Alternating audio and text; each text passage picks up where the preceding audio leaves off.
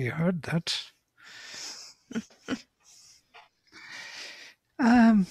Sometimes there are interesting thoughts, coming through our sharings, and it is there is never time to go back, but still there is kind of a hope that one day, maybe when there is nothing else to do, and at the end of the world or something, we would be kind of browsing back to those meetings and finding some inspiration for ourselves. Today we continue with the same chapter, chapter 4, General Sacrifice. And let me find our text. Here it is. Last time we had the most wonderful mantra, and I regret that we didn't record, because this mantra is everything in every way. Brahmarpanam Brahmavir Brahmagnau Brahmanahutam Brahmaiva Tena Gantavyam Brahma Karma Samadhina. Brahma is the offering, Brahma is what is being offered into the energy, into the fire of Brahman. The Brahmana, by Brahman, it is also done, the very offering. And it is the Brahman which is to be realized through that offering action of the Brahman. So altogether, from whatever poise, from whatever perspective you look at this world and its activities, it is all done by Brahman, by the spirit. There is some interesting indication here that Brahman itself is kind of supreme nature. Yeah? Spirit itself is a supreme nature, Paraprakriti. We know that it is Brahman, Paraprakriti. But why not then Aparaprakriti also? It is also Brahman. Yeah? Only it is just manifested in some form in time and space. So here we have this profound idea, philosophical idea of the self and the spirit. The self is something which is, yes, that self-awareness of the existence becomes existent one, as Sri Aurobindo beautifully describes this. So there is someone who is, and he is in that framework of his spirit. His spirit permits him to extend himself or to reveal himself in different capacities, details, manifestations, possibilities, yes. And it's like 0 and 1. 1 is him who is, and 0 tells us that 1 can manifest in any number, in any multiplicity, because the one, someone who exists behind. And later we will see that Sri Krishna will say about this, that I am the creator, or who puts the seed into Brahman. Yoni. Yoni is the location or the manifestation in which I cast my seed, and from that conception all creatures come into being. And he calls that Yoni Samam Brahma, equal spirit, spirit which permits the manifestation of the Supreme. So everything here in this world is somehow connected to and is result of that action of the spirit. It's another language. It's maybe more philosophical, but still it's important to see that 1 and 0, the existent one and the spirit, the self and the spirit. And you will notice that Sri Aurobindo constantly speaks about the divine in these two terms, self and spirit. Somehow he always mentions self and spirit, not just self, but self and spirit. And I was wondering why. And now more I read, more I understand why. Because that is the complete vision of the being which is manifested through the spirit. Sorry, Vladimir. Yes, go ahead. Hello. Only to clarify terminologies or concepts. can we make the analogy between Jivatman as a spirit and Antaratman as self? Jivatman and Antaratman are already the products within the spirit of his kind of looking for himself in the multitude creation, so to say. He is already viewing himself from different poises of his self-awareness. And so they are already a product. We are all a product of this creation. From Paraprakriti, higher Prakriti, we are born as souls. Born, it's a relative term. We appear, we immortal beings who are never born, become aware of ourselves as souls or selves, Jivatmas, who are connected to one universal spirit, Brahman.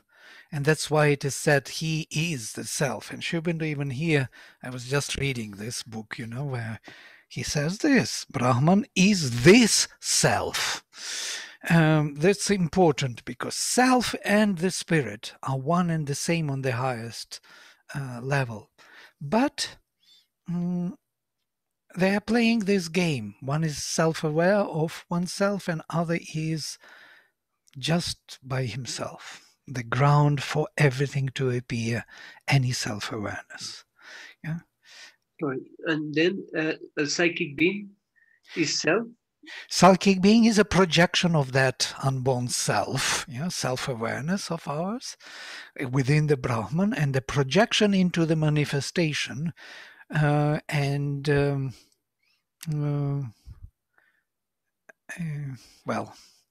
And then self is not, sorry, self could be manifest and unmanifest. Yes, absolutely. Para and apara prakriti, the higher, supreme, transcendental nature, and this nature which is in time and space. Now, the projection from the supreme nature to the nature in time and space is that psychic being is an intruder, or yeah. Okay, and then always is an individualized. No, can I? Yes. It's an individual entity. Self is an individual. Self, no, well, the very word, we are so lucky to have it in English because there is no other word in Russian, for example. I cannot find an equivalent word for self. Self is a perfect word for this. It's like Atman. Atman is the self. So how would you understand it? Self. So it's any self, every self. Yes, but it's in the individual concept, isn't it? Well, it is individual wherever you are looking at the self, yes, from the self point of view. But it may be the bigger self, the universal self, which includes all other points of view, other selves' points of view within itself. Okay, then turned onto itself, aware of itself. Okay, and then if we do another analogy, could be spirit Purusha and self Prakriti? Purusha and Prakriti, yes. It's kind of interesting how Purusha is related to the self, because Purusha later in the later language it is equivalent of the same word self. Purusha is the self in the late language, but not in the Upanishads. In the Upanishads, Purusha is the product of the self, created and sacrificed for the sake of manifestation. I know it's so we have Atman and we have Purusha. Atman was the source of Purusha. Purusha was created by Atman, self, the universal, alone, self, one who was, even not universal because the universe was not there yet. But we say like this, universal means that it is not individual self. He was the person. Can we imagine a universal person? That's something like that. So there is no universe yet. There is no person in that sense because there is nobody but him who is aware of himself. Now he creates something, universal Purusha, and that is universal, for the sake of manifestation. Creates how? Aitareya describes that he pulled him out of the waters, which he cast out of himself, and heated him up with his consciousness. That means concentrated on this formation of himself, which finally generated all those faculties of consciousness about which we speak non-stop. Seeing, hearing, speaking, thinking, all of them came out and they plunged into the inconscient ocean. We have already an inconscient ocean, yes, which he generated self in the first stage of creation. And then he generated these faculties of this Purusha who went down, dived into the deep ocean of inconscient, and from there they started their journey. So this Purusha with his faculties is who we are. We are these faculties. We are nothing but the bunch of these faculties of Purusha, and we are recreating that Purusha in our individual form. And the psychic being is that being which is growing within us through these very activities of the faculties and becoming more and more aware of its Purushas, universal Purushas awareness.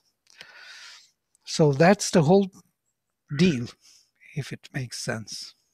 Okay, and then Purushottama is... Purushottama is the source of all, of being and non-being, of spirit and self-awareness of that spirit. He is not only Brahman and not only Atman, which is self-awareness of Brahman spirit, but he is also non-being, Asat. And he is neither Asat nor Sat, but something else. He is the one who who is beyond being and non-being. So the spirit then, or not? He is not he's the spirit, and he's more than the spirit, is it fair?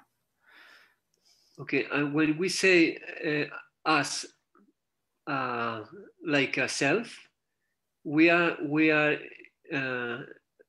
talking about what we have in common in all of us. Yes, common. We speak this common language. It depends from what angle we are looking. You see, we have several transcendences. We are speaking metaphysically here, yes, because to speak psychologically about it is really kind of mind-blowing. You feel like the spirit is descending upon you. But to speak philosophically, we could say that the supreme self or supreme person, Mother says, supreme person, the supreme, he is beyond Sat and Asat, beyond being and non-being, which is unthinkable for us. We think only in terms of is and is not. And there is someone who defines these both. And as Sri Aurobindo in his Sri Aurobindo Upanishad says, in the being he enjoys his infinite qualities. He is Saguna, Ananta Guna. And in Asat, in non-being, he enjoys freedom from these infinite qualities. So he can rest from any existence, being himself, if it makes sense. Okay, then Brahman is the self. Brahman is the spirit. Zero. It is zero, which to the beginning again. Brahman is the spirit, and when Brahman is aware of itself, it is the self. He is the manifested self, is that correct? He is unmanifest and manifested self, yes. Both. When Both. he is when we are talking about Brahman, we are talking about manifested as well as unmanifested. Absolutely. Paraprakriti and aparaprakriti is Brahman. That's where we started all this discussion.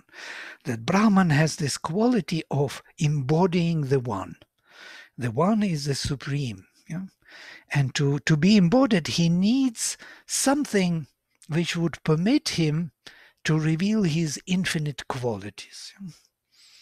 Some kind of ground which pervades everything, which is everywhere the same.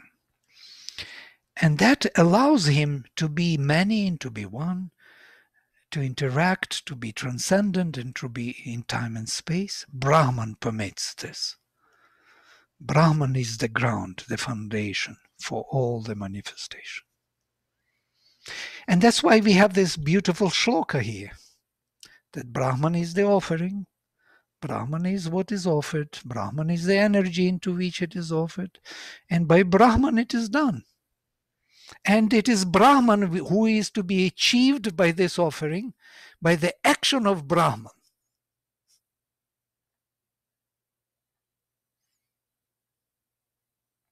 I know it is mind-blowing, but that is the purpose. The purpose is for the mind to perceive or to receive some kind of initiation into this Brahman. And Sri Aurobindo beautifully describes Brahman in the Life Divine. He most probably, we already mentioned this, yes, where he says that Brahman is everywhere one and the same. And from the point of view of our mind, from the point of view of mental qualification, we would look at, for example, at the universe or solar system as huge and a human being is small, or ants are small. But he says from the quality point of view, the heap of ants is greater than the solar system. From the quality point of view, quality of energy, which is within the ant hill and within the solar system. But he says it's again an illusion of some kind, because we are again looking from the quality point of view. Yeah? Brahman is the same in the ant, in the atom, in the universe, everywhere the same. Cannot be qualified, quantified. It is something which is holding everything as one in meaningful relations. That's why ants know what to do, where to run, what to catch as food, and they are becoming useful for others, and others for the earth, and earth is breathing because of ants.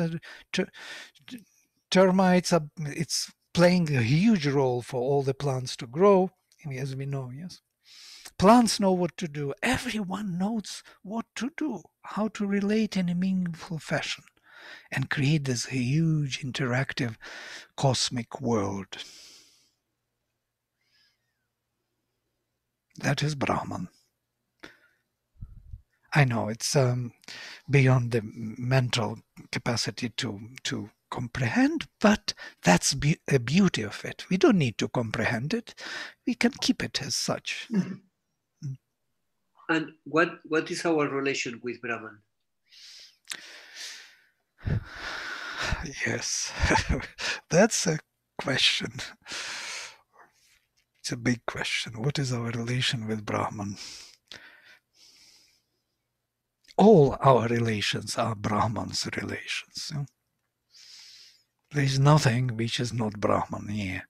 Only we do not know about it. We think that it is we, separate from others, doing something. Vladimir, I asked this question to someone who very close to me, who is a very learned man. I asked him, what is our relationship with Brahman? He said, imagine Brahman to be the ocean and you are just a ripple on that ocean. Is that a good analogy? Good. We already had this beautiful image from Siegfried, by the way, with the ripple on the ocean wave. And can you explain what is ripple? I don't understand the word. Ripple is that, on the wave. Wave. Okay. Mm-hmm. Wave. like Antaratman. We say Antaratman in our analogy with the ocean. right. But there are many ripples, there are many splashes of water, there is a lot of going on with the water. Yeah? There are many elements in it which we view differently, so to say, and that is the whole complexity of our being here. We are not only the psychic being, we are also the physical being, and the vital being, and the mental being. It's incredible what we are. We are the whole universe reassembled in this particular form. Thank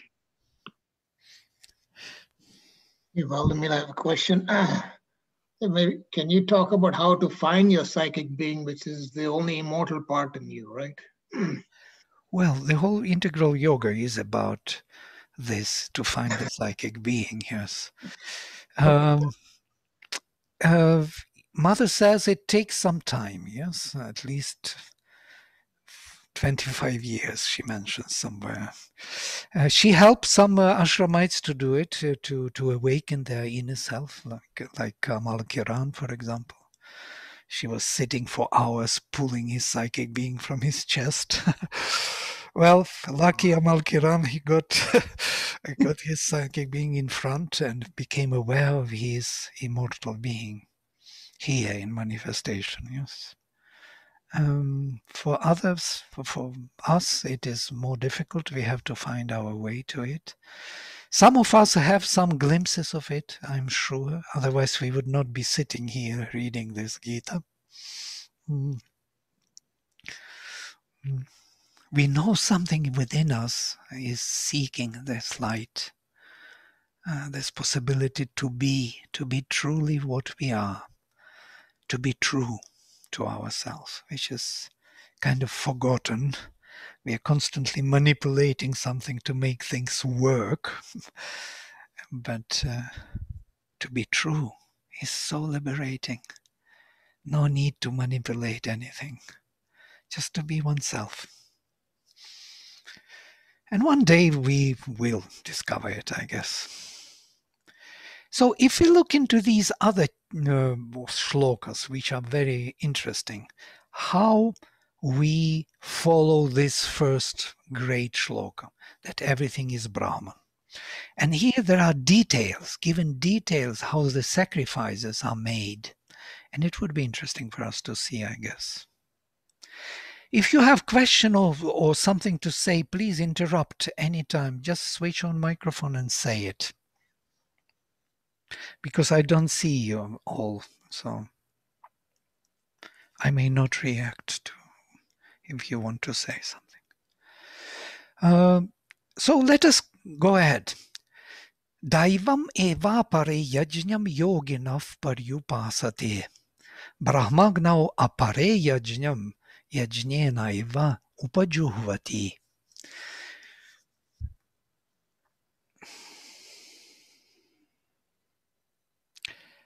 So some yogins follow the sacrifice which is of the gods.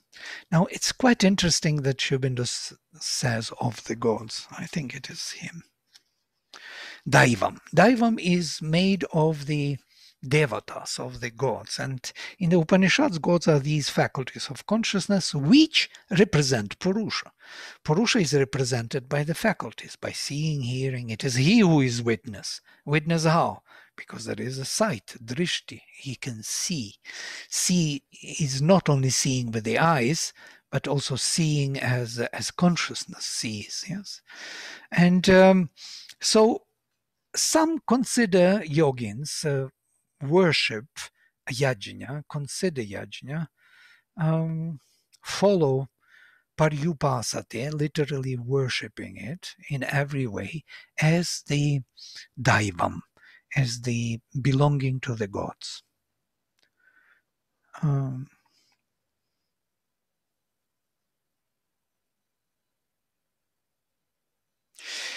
Why it is interesting from the point of view of the Veda, in the Vedas the gods are being sacrificed by Agni.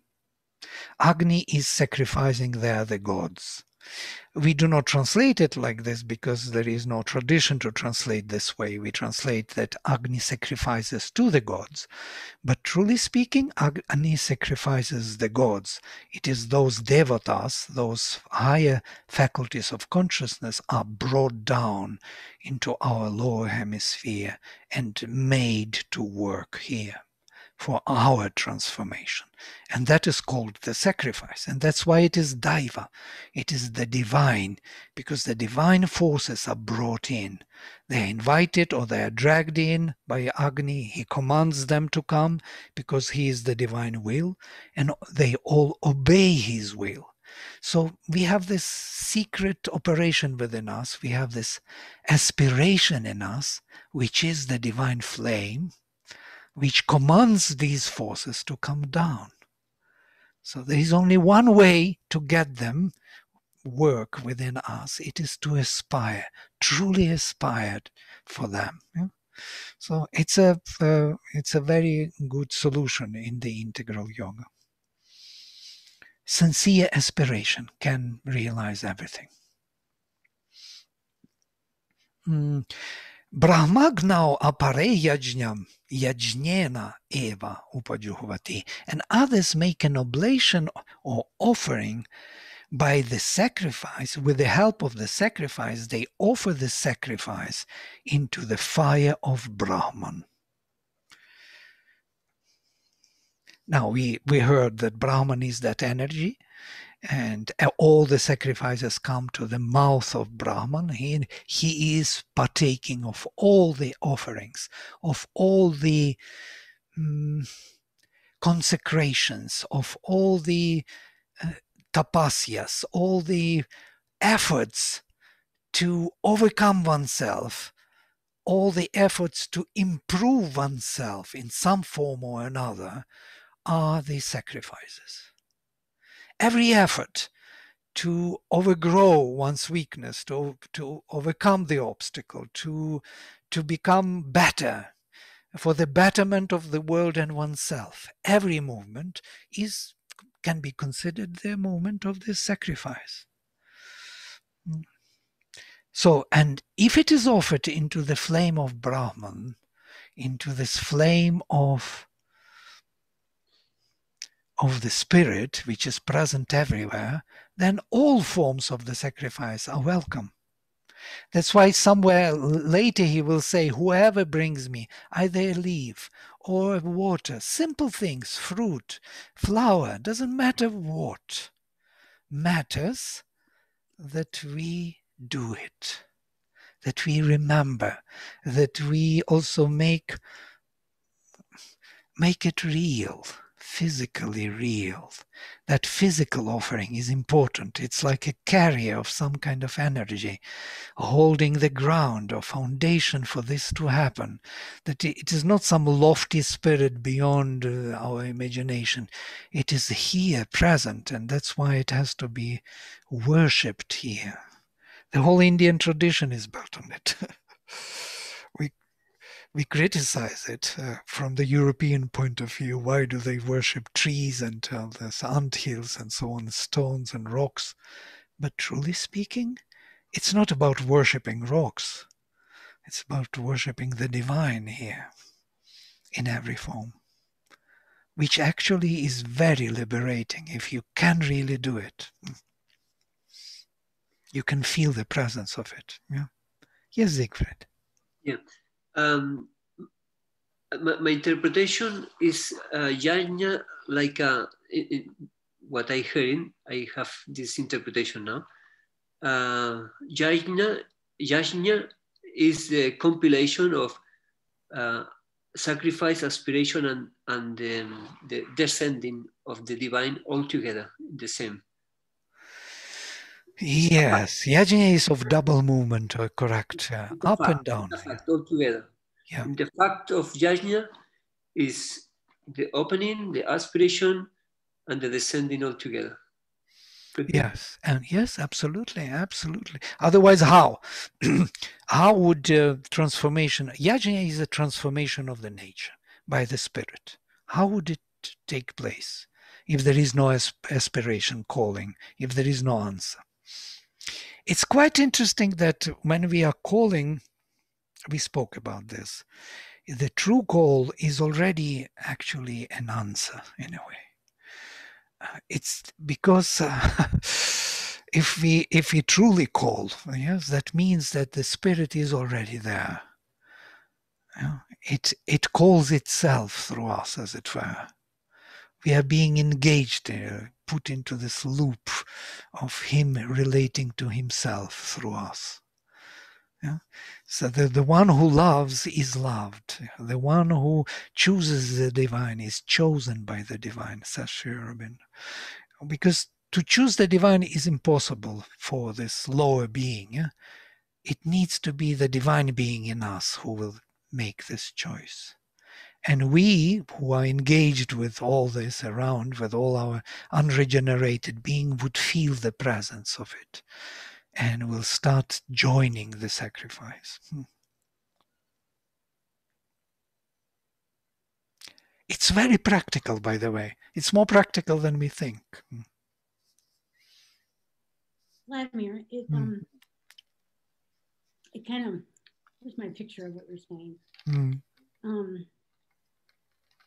I'm in a theme park and I stepped onto the carousel as it's moving. And I just stepped onto the carousel. I took one motion, I took one step, and yet the movement under my feet, because the carousel is moving, is much greater than the intention of that first step. And the experience that I'm having on this carousel then is also much greater than where I thought I would get with one step, because not only am I moving and I'm seeing things go by, I'm participating in the world on the carousel itself that I wouldn't have seen just watching the carousel spin while I was standing stationary. And so the appearance to me as you're speaking about this is that the sacrifice is just saying, hey, I'm me, and giving myself over to this. To me. Well, this is the truth about myself. But when I say this is the truth about myself, this small statement of intention becomes so much larger with just that one step. Absolutely. Very beautiful. Yes, that's the self which has to become aware of its fantastic divine nature.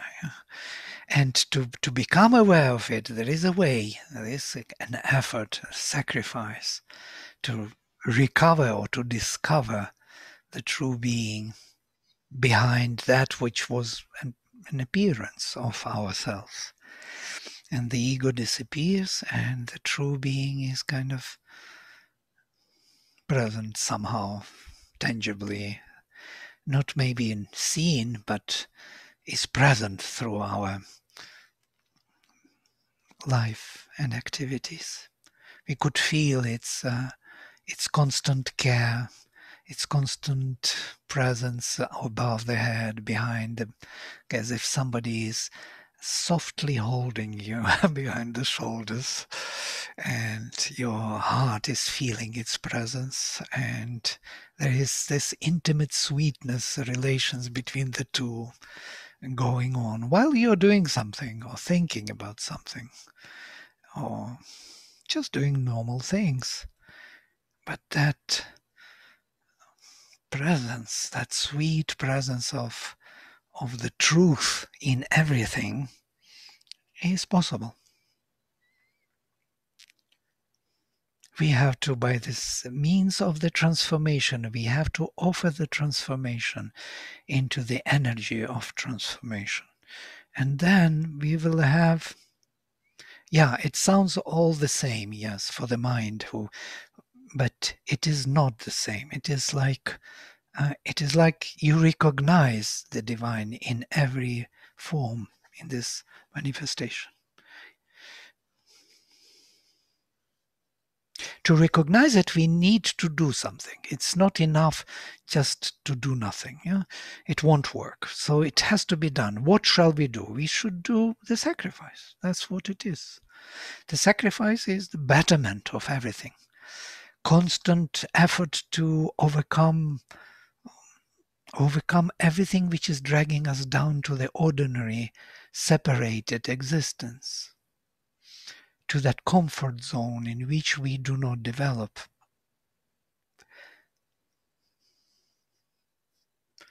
And we are never satisfied, actually. The moment we are in that comfort zone, we feel bored and we need to come out immediately. So we tried many times to fall back in hoping that one day maybe that would be good enough for us to stay forever in that particular form. But it doesn't work. Something else is pushing us out of that comfort zone. We want more. We want the truth. Whatever it may be, as Mother says. That's what we want. And we can dare to step into the world and discover the truth of the world as the divine. And there are many more here sacrifices described very beautifully. I will also recommend to read what Sri Aurobindo says on it. I prepared also the passage from the essays on the Gita we can read after. Shrotradin indriyan yanye samyamagnishu juhvati shabdadin vishayan shabdadin vishayan anye indriyagnishu juhvati. So there are different types of the efforts to be made to purify oneself, to perceive the truth of one's being. Shrotra adi. Shrotra, hearing, seeing, all the faculties. Adin, indriyan ye, and all the indriyas. Indriyani, such as hearing, seeing, and so on. Samyamagnishu juhvati. Some people offer into the fire of samyama, of the control. They start controlling their senses. So what happens when we control our senses? It's a kind of big question. Yeah? Why the tapasvins sit there and do that tapasya severe? What do they really do? And why they do that strange thing for years, sitting or standing on the one leg, or sitting and becoming like a heel of Hans. So total concentration, total kind of annihilation of oneself. But it is not true. It's something else. They are offering all their senses, all these very faculties of consciousness of Purusha into the control of fire of the spirit. Spirit energy, spiritual energy starts controlling these faculties. Maybe it's not for everyone. It's for tapasvins, for very powerful beings who have a huge and powerful will. It's not for us. We are very soft beings. We are used to comfort and to good food, and we are not ready to sacrifice those comforts easily. But if you step into that direction, you may do this sacrifice. You can find that behind every faculty there is the spirit, energy of the spirit, and it can take it into itself, and then it will transform it and make it marvelous, make it the divine. And that's how our consciousness changes and our being. Shabdadin vishayan anye indriyagnishu juhvati. And others are offering into the indriyas, into these faculties. They make an oblation of all, or offering of all the objects of sense, not the senses, but the objects of sense. They offer into the fire of the faculties of the senses. So it's like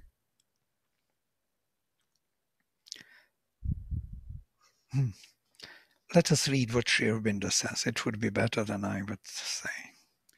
Let me open.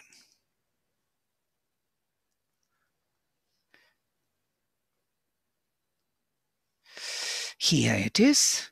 But all, even of the yogins, have not attained to this knowledge. Some yogins follow after the sacrifice which is of the gods.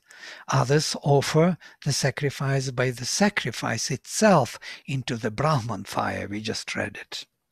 The former conceive of the divine in various forms and powers and seek him by various means, ordinances, dharmas, laws, or dharmas like different religions, different forms, different philosophies, laws, or, as we might say, settled rites of action, self-discipline, consecrated works. For the latter, those who already know the simple fact of sacrifice, of offering whatever work to the divine itself, of casting all their activities into the unified divine consciousness and energy, is their one means, their one dharma. It becomes the life, the way of life. Everything, every moment has to be the remember and offer, remember and offer. Remember that divine is here. Give to the divine everything what you are, do, think, feel. And that becomes their one dharma, one means of existence. As Mother, you remember in her prayers and meditations, how she was removing all the claims, smallest claims of her wanting to do better, to know better. She was removing everything until she wanted only the divine, and wanted to the extent that even physically she was trying to do it. Yeah, like wherever divine leads you, she was like driven by the divine and saved by the divine, to the extent that everything is given and entrusted to the divine. Total trust. Whatever comes, I receive everything from you. But for that, there has to be total consecration. Yeah? And contact, that sweet contact. And then you just keep up to that contact, that presence, and offer everything. That is one means of existence. It doesn't matter what. Doesn't matter what you do. Maybe objects of sense you put into the senses, or senses you burn into the energy of Brahman, or anything and everything will work. You will feel the presence of the divine. The means of sacrifice are various. The offerings are of many kinds. There is the psychological sacrifice of self-control and self-discipline, which leads to the higher self-possession and self-knowledge. Some offer their senses into the fires of control. Others offer the objects of sense into the fires of sense. And others offer all the action of the sense and all the actions of the vital force into the fire of the yoga of self-control kindled by knowledge. There is, that is to say, the discipline which receives the objects of sense perception without allowing the mind to be disturbed or affected by its sense activities, the senses themselves becoming pure fires of sacrifice. There is the discipline which stills the senses so that the soul in its purity may appear from behind the veil of mind action, calm and still. There is the discipline by which, when the self is known, all the actions of the sense perceptions and all the actions of the vital being are received into that one still and tranquil soul. The offering of the striver after perfection may be material and physical, dravya yajna, like that consecrated in worship by the devotee to his deity, or it may be the austerity of his self-discipline and energy of his soul directed to some high aim, tapoyajna. Or it may be some form of yoga, like the pranayama of the Raja Yogins and Hatha Yogins, or any other yoga yajna, discipline.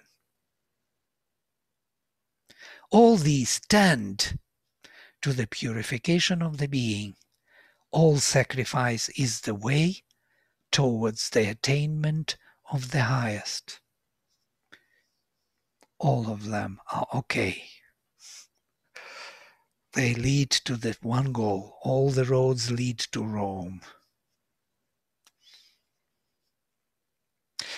This vision, of course, is profound. It's profound to the extent that we just, become silent.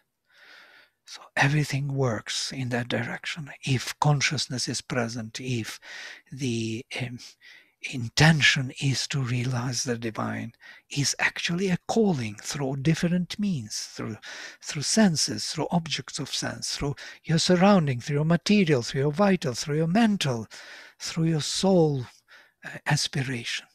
All these, if combined, if unified, if there is no gap, no loss of memory why we are here and what we are here to do, remember and offer, then life is changing. Everything is dedicated to one goal, to reach and realize the divine by the means of the divine. And these are the means of the divine. These are that's how he says that Brahmarpanam Brahmahavir Brahmagna Brahmanahutam. It's all done by the divine. To reach the divine by the action of the divine. Well, yes. So here we are.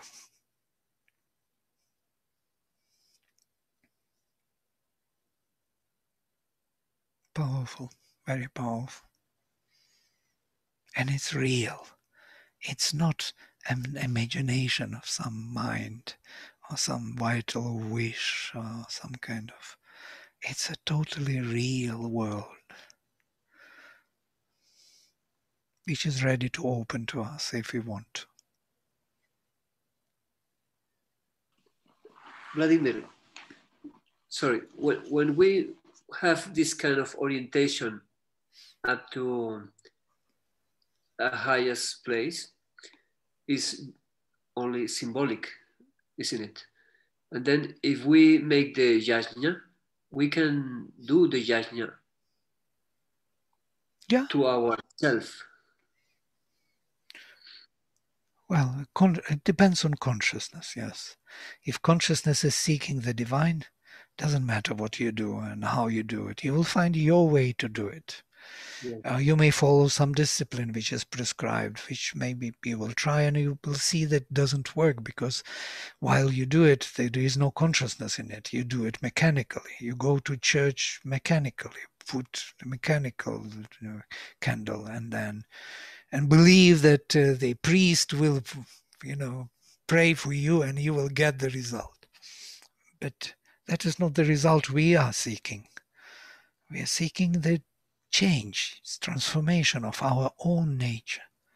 Yeah. We are not seeking some kind of result for our ego to enjoy egoistically the world. This would not be granted.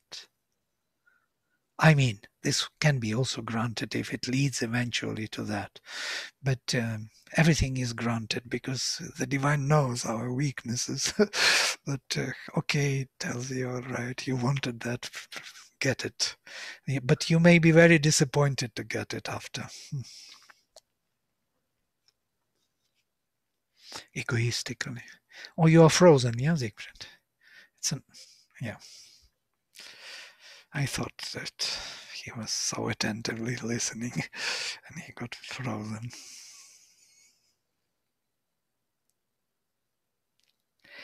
It's an amazing actually that we are coming to speak about these things here in this time. It's very unusual in a way. Who would be interested in such things nowadays? Maybe COVID pushed us in, yes, so we have a little time now finally to attend to these profound studies. Once Sri Aurobindo is discovered, the world will change. I think we are waiting for that moment when the world will discover that actually we are not living in material world or in the spiritual dream.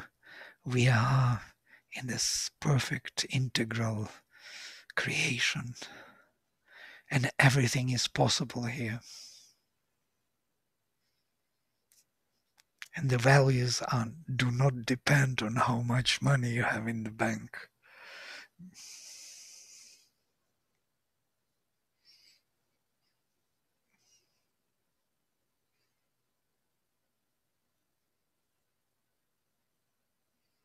And we know about it already, yes. All right, I will stop here because maybe it's a good place to stop. We will continue with this Dravya Yajna and Tapo Yajna, Yoga Yajna, or here all of them are coming one after the other, and Svadhyaya Jnana Yajnascha. I will speak a little bit on Svadhyaya next time. I have the whole presentation on it. It's a bigger topic, how through our recitation or through our studies of the scriptures and in a particular way, reciting to oneself, reading to oneself the text, which we know already perfectly by heart. And that was the means of the sacrifice. So to say, why do we read poems and poetry which we love and we know it by heart and we still read it? It's like, why do we play the music which we know perfectly already and the song? Why do we sing the song? Because we want to experience the presence of the Spirit. The same with Svadhyaya. We read the text which we know. We read Savitri, the texts which we know even by heart, and still we read and something changes in our atmosphere, in consciousness. So the word calls to that consciousness and they join and we feel the presence. That is Svadhyaya, Jnana Yajnascha, which is considered to be the highest of the sacrifices. The sacrifice by knowledge. That's why Sri Aurobindo was writing Savitri till the last moment of his life.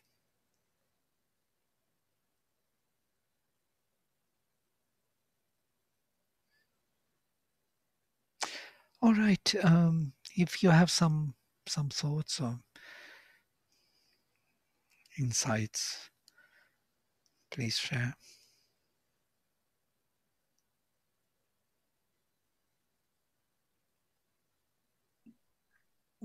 Vladimir, I think this is such a beautiful understanding of the Gita and Sri Aurobindo's interpretation of it and Sri Aurobindo's yoga, that we can all do this, undertake this journey in the most simple way. And it does not have to be necessarily an intense tapasya, but it can be done through sacrifice in the most small,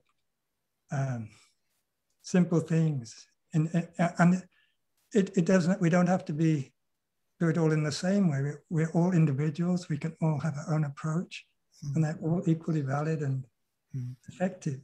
And I think that's the beauty of the integral yoga and this interpretation of it. I'm so grateful. That's so nice what you said, yes. As Sri Aurobindo says, as there are many paths of yoga, as there are many individuals doing it. You know, everyone has a unique path, unique way of discovering oneself and offering. We all have different natures, different involvement with nature, and different tasks to complete. And together we constitute this journey as humanity. it's much more complex and simple at the same time. Simple in terms of that we are looking for the truth of our existence, of our being. Thank you for sharing these deep thoughts, and I will close with mantra now. Om Sarve Bhavantu Sukhinaha Sarve Santu Niramaya Sarve Bhadrani Pashyantu Ma Kaschit Dukkha Bhag Bhavet. Om Shanti Shanti Shanti. Hari Om. See you then.